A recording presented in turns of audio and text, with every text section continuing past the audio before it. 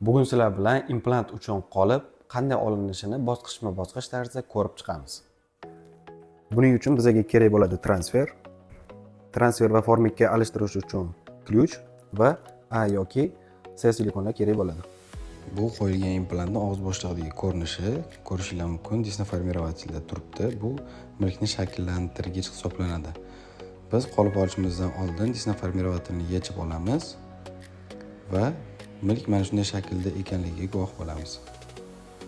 Ko'rishingiz mumkin, ajoyib shaklda milkka forma berilgan. Va bu joyga qolip olishimiz uchun asosiy kerak bo'ladigan narsa transferni o'rnatamiz va qotiramiz.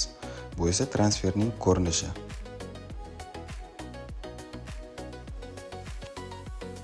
Keyingi qiladigan ishimiz transferga moslab qoshiqlarni kesib to'g'rilab olamiz.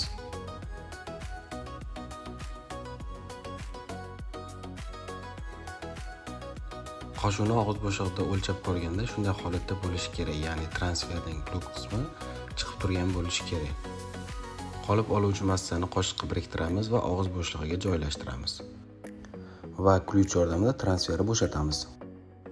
Qolip olib bo'lingach, laboratoriyada tishimiz tayyor bo'lguncha yana disnoformirovatelni o'z joyiga qo'yib qo'yamiz. Ko'rishingiz mumkin, qolipimiz ideal holatda tayyor bo'ldi. Endi buni texnikka jo'natamiz.